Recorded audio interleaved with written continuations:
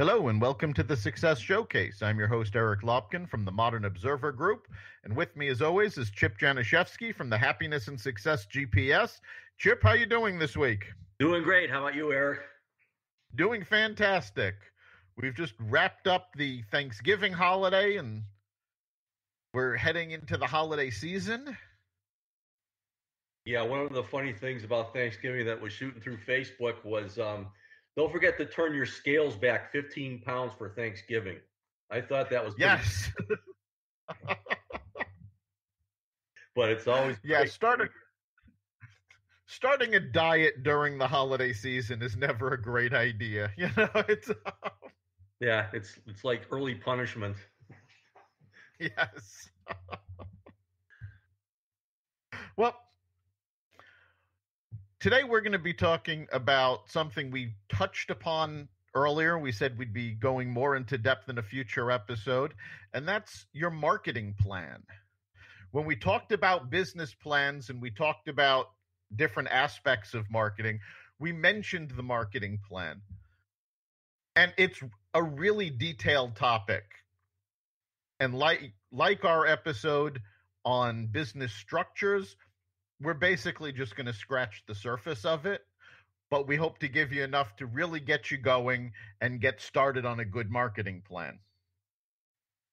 Yeah, marketing plans are so important. I mean, they are a part of the business plan, and that business plans need to have basically industry analysis, your client analysis, target markets and things like that, and then a business development plan to tie everything together. And that includes a lot of the components of a marketing plan, such as market research and that kind of thing. But where the business plan, it provides the environment for your business, for outsiders and that kind of thing. What your marketing plan does, it really is a way to get everybody in your business involved in a whole lot of different things as far as what you're doing and that kind of thing. So a lot of benefits of it. It's a good rallying point for your employees if you get them all working together. It's a good way to track things and so on and so forth. Plus, it's a document that you just don't do a one and done thing. It's something that you have to put together and really, really monitor it a lot. So a lot of great components to it. And obviously, you got to have a good marketing plan. Otherwise, you don't have a good business. Right. I mean, the big difference between your business plan and your marketing plan is that your business plan puts together the structure of your business. It's the framework for your business. Your marketing plan is how you're going to let people know about your business. That's where you start looking into advertising and marketing in general, public relations, all of these different venues for getting the word out about your business. And one of the aspects, and this is something that in terms of marketing plans, it's actually relatively new. People have started getting into this over the last few years, but it's become a crucial piece. And this is your customer avatar. And for those of you who aren't familiar with this, your customer avatar is the profile of who your customer is. And the fact is, you can't determine how you're going to market to your customer unless you know who it is. Now, the difference between an avatar and your target market is your target market is very general. The avatar gets very specific to the point that most people actually name the profiles. So where your target market would be, male 25 to 35 making $60,000 to $75,000 a year, your avatar is John, who works in an office in Hartford, makes $65,000 a year. He's 32 years old. This is really getting specific. And this is the composite person that you are aiming your marketing plan at. This is the person that's going to buy your product or service. Yeah, I actually found a good article online called four easy ways to conduct your marketing research like a pro. And number one, just as you're saying, is creating your buyer personas. And it actually had a diagram there where they take the person and they list down what they think their person's goals and values are, sources of information about them, pain points, objections in purchasing, and so on and so forth. You have to really go through all the pluses and minuses. Um, it also talks about Facebook as far as researching your leads. It talks about spying on your competition, learning from others, but there's a whole lot of information out there online that you can use to do this kind of thing. But what it's really important to do is to start doing something with the customer that you're looking at. Great place to start is, who are your best customers now and why? And on the other hand, think about your customers from hell and what made working with them like that. You're going to start developing some patterns. And you talked about the customer avatar, and one of the keys is you may have different services and whatever, so you may have to create several avatars also for the different. Yes, absolutely. You need to create an avatar for each product or service. If you have a lot of different ones, you're going to have a lot of different avatars, because every one of your services isn't going to appeal to the same person. So that's a necessary first step. It's really understanding who it is you're marketing to. Once you've got that down, you need to go a little broader and see where your customer gets their information from.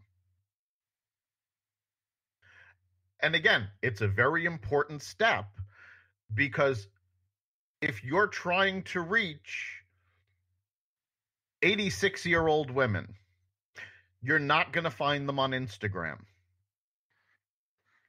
If you're trying to reach 22-year-old women, you're not going to find them in the yellow pages. You need to understand where your target market is getting their information. Are they on social media? Are they still using the yellow pages? Do they Google everything? Are they using a desktop machine, or are they mostly on their phones? You have to understand this in order to choose the media that you're going to reach them. Yeah, and obviously you have to really organize things. So you're going to have your products or services across the top, and you have all these different questions to determine the different things that you were just talking about going down there, and you have to list those things there so that you have everything in front of you. And that will help you manage things a whole lot better once those things are there. But it's so important to go through that. And obviously, we talked about the internet as one way of doing things, interviewing clients and customers or other things, and surveys. There's a whole lot of different techniques to reach out to people. And a lot of people who are consumers out there are going to want to help you. They like that you're asking them, as long as you're doing it in the right way instead of sending out an email to 1 million people. Absolutely. Touch base with your customers. Don't just blast out an email. Do it one-on-one if you can. Make a phone call. Send a personalized email. Touch base with your customers to learn more about them. Yeah, you can even plan an event where you get a whole bunch of them together in one place with a formatted agenda to help each other out, mostly yourselves, but it's a great way to do that, because the bottom line is if you can get your customers together, they get to network with each other too. So there's a big, big advantage for them outside of just what they get from you. Right. And they can provide a focus group for you to get those insights into where they're looking for things. So once you know where your customers are getting their information, you need to figure out what to do with those media. If you are a local business and, say a retailer, and you want people to come into your location, a national television spot is not where you want to be. You want to focus your marketing on the people who are going to, in this case, come into your store or restaurant.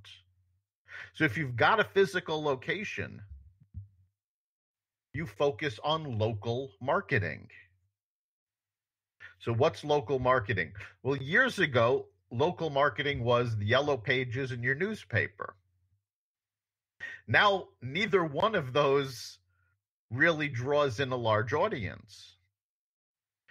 Yeah, some of the younger people listening don't even know what those are. Unfortunately, that's true. So for local advertising, you have to look for local venues. Now, some of them are very traditional marketing messages, sponsoring a local team, sponsoring high school events, outdoor advertising, depending on your business. Yeah, and even one old-fashioned way of doing it, if you do it the right way, is just targeted marketing via print, because people still do open the mail. And if you have something interesting that comes in and you have a target market that you know is going to be interested in that, that tends to be a lot more effective than sending out emails and other things, because you have a lot higher response rate if you do it right. Direct mail has undergone a resurgence because the idea of junk mail, would come into the house, you wouldn't even look at it, you'd throw it away. Now, people don't get much through the mail. So you're talking about a much more concentrated attention span. And they're actually surprised to see things in the mail sometimes. Oh, absolutely. Because I mean, if you look at it's morphed from mail into the internet, and it's so much easier and cheaper to do it there that people know when they get mail that whoever's doing that is putting a lot more time and effort into them than it was in the past, because it's more expensive these days and it's so much easier just to do things via email and spam and that kind of thing. So an effective piece of direct mail does go a long way in a lot of instances. I mean, it's not for everybody, but as far as localized, like you're talking about, that's really, really good. It could be an event. It could be a special coming up. I mean, we just went through Black Friday and today's Cyber Monday. It's there's a lot of different ways that you can do that. And it's just one of the approaches. I mean, when you are doing business planning, part of it is your business development plan, which are the different ways that you can possibly reach clients. So you have to really go down through the whole list: direct mail, email marketing, sales representatives, that kind of thing. I mean, you should have a list of every possible way that you could reach customers.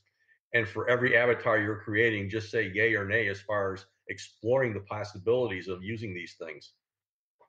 Right. And again, most of it is going to be based on where your potential consumers are. If you're running a restaurant or a hotel, you want to be listed on Yelp. You want to advertise on Yelp because that's where people go. If you're doing business to business, Yelp isn't going to do you any good because people aren't looking for business services on Yelp. So you need to go through your choices of media to make sure they match up with the customer avatar that you created. So you're looking at the different media, and we've gone through just a couple of different types. But also included in your marketing plan needs to be what your message is. What is it that you're trying to accomplish in this media? And I mean, the obvious reaction is, well, I want them to buy my product or service. But that's not enough to draw them in.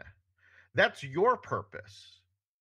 You need to determine your customer's purpose. What's the problem that